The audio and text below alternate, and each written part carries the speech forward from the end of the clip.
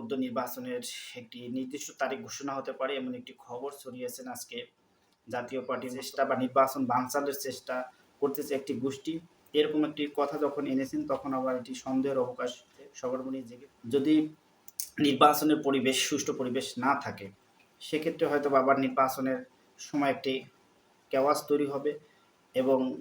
আইন শৃঙ্খলা রক্ষাকারী বাহিনী এবং পলিটিক্যাল পার্টি যারা রয়েছেন তাদের ভিতরে আবার একটি সংঘর্ষ হতে পারে। এই সংঘর্ষ যাতে না হয় সেজন্য কিন্তু নির্বাচনটা ফেব্রুয়ারি মাসে যেহেতু তিনি বলেছেন ওই সময় নির্বাচন দেওয়াই ভালো, না হয় ফেব্রুয়ারি সাংবাদিকদের সাথে কথা বলার সময় তিনি একথা বলেন যে আগামী ৪-৫ দিনের মধ্যে একটি নির্দিষ্ট নির্বাচনের তারিখ ঘোষণা করতে পারেন। এর পাশাপাশি প্রধান উপদেষ্টা আরও তার বক্তব্যে বলেছেন যে বাংলাদেশের আইন শৃঙ্খলার অবনতি এবং নির্বাচনের যে পরিবেশ বা নির্বাচন ভণ্ডুলের জন্য একটি গোষ্ঠী উঠে পড়ে লেগেছেন এবং তারা প্রতিনিয়ত ষড়যন্ত্র করে যাচ্ছেন এবং ফ্যাসিবাদ বিরোধী যে ঐক্য শক্তি রয়েছে তাদেরকে ঐক্যবদ্ধ থাকার আহ্বান জানিয়েছেন এবং তিনি একটি দৃষ্টান্তমূলক বা একটি স্বচ্ছ নির্বাচন আয়োজনের জন্য যা যা করা দরকার সেটি করবেন এবং নির্বাচন যাতে স্বচ্ছ হয় এবং বাংলাদেশের মানুষ এটি মনে রাখে যাতে কোনো প্রশ্ন না ওঠে এরকম একটি পরিবেশে তিনি নির্বাচন করতে চান। এখন প্রশ্ন হলো তার নির্বাচনের তারিখ যদি ৪-৫ দিনের মধ্যে হয়তো বা আগামী বৃহস্পতিবারের ভিতরে এটি ঘোষণা হতে পারে যে একটি গোষ্ঠী নির্বাচন ভণ্ডুলের জন্য উঠে পড়ে লেগেছেন এবং তারা নানাবিধ দেশি বিদেশি ষড়যন্ত্র করছেন, এটি আবার উদ্বেগের জায়গা।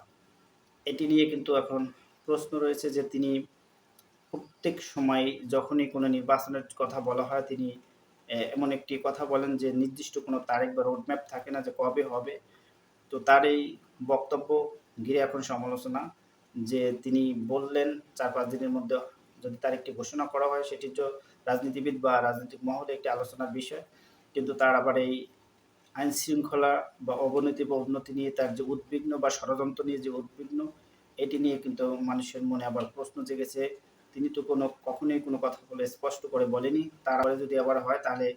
পলিটিক্যাল কেওয়াস বা পলিটিক্যাল যে রক্তপাত সংঘাত সেদিকেই বাংলাদেশের যাবে এটি মানুষ মনে করছেন যত তাড়াতাড়ি, কারণ আইন শৃঙ্খলাকারী রক্ষাকারী বাহিনী এমনভাবে ভেঙে পড়েছেন যে কোথাও কোথাও থানায় নাকি এই সন্ধ্যার পরে সমন্বয়কেরা গিয়ে সেখানে তাদেরকে হুমকি দামকি দেয় এবং আসামি ছাড়িয়ে নেয়, বিভিন্নভাবে তদবির করেন এবং আরও মন্ত্রণালয় বিভিন্ন সচিবালয় এই সমন্বয়ক পরিচয় বা ছাত্র পরিচয় বিভিন্ন সময় বিভিন্ন ধরনের অনৈতিক কার্যকলাপ হচ্ছে। তো সব কিছু মিলিয়ে বাংলাদেশের যে পরিস্থিতি এটি আইনশৃঙ্খলা রক্ষাকারী বাহিনীর নিয়ন্ত্রণের এখনও বাইরে। তারা চাইলে এটি কমিয়ে আনতে পারেন কিন্তু তারা এখনও সেটি পেরে উঠছেন এবং তারা চাচ্ছে নির্বাচিত সরকার এবং নির্বাচনের মাধ্যমে যে গণতন্ত্র ফিরিয়ে আনার যে প্রক্রিয়া সেটি ডক্টর ইউনূস কবে নাগাদ করবেন সেটি নিয়েও তাদের দুশ্চিন্তা এবং ইলেকট্রিক গভর্নমেন্ট না আসা পর্যন্ত তাদের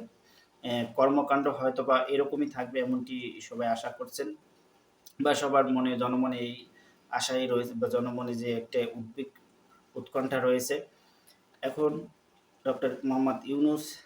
অনেকেই মনে করছেন যে তিনি নির্বাচন আদৌ দিবেন কিনা বা তিনি এভাবেই তার ক্ষমতা কুক্ষিগত রাখবে বা তার যে ছাত্র সংগঠন রয়েছেন তাদের মাধ্যমে এবং আইনশৃঙ্খলা রক্ষাকারী বাহিনী এই সব মিলিয়ে তারা এই সরকার আরও কিছুদিন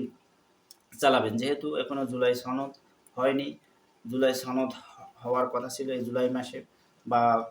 আগস্টে, সেটি হয়নি এবং বিচার প্রক্রিয়া জুলাই অভ্যুত্থানে যারা নিহত আহত হয়েছে তাদের যে বিচার প্রক্রিয়া সেটিও কিন্তু কোনো অগ্রগতি হয়নি এবং সংস্কার বিভিন্ন কমিশন করেছেন সেখানেও কোনো অগ্রগতি দেখা যাচ্ছে না এবং বিভিন্ন সময় তারা শুধু এটি আলোচনা রাজনীতিবিদদের সাথে আলোচনার মাধ্যমেই এই সংস্কার এখনো আটকে রয়েছে এবং কোনো একটি ভালো সুফল এখনো এই সংস্কার কমিশনে দেখা যায়নি এবং বিচার প্রক্রিয়ার একটি অগ্রগতি এখন পর্যন্ত দেখা যায়নি। তো সব কিছু মিলিয়ে একটি হযবরল অবস্থায় এখন একটি নির্বাচন সরকার দিবে কিনা সেটি নিয়ে কিন্তু এখন প্রশ্ন। তবে সরকারের যত তাড়াতাড়ি সংস্কার এবং বিচার প্রক্রিয়াকে এগিয়ে নিয়ে যাওয়া এবং মূল যে সংস্কারগুলো প্রয়োজন, মৌলিক যে সংস্কারগুলো প্রয়োজন সেগুলো তাড়াতাড়ি করার মাধ্যমে একটি স্বচ্ছ জাতীয় ইলেকশন দিয়ে একটি ইলেকট্রিক গভর্নমেন্টের কাছে ক্ষমতা হস্তান্তর করাই একটি উত্তম কাজ হবে।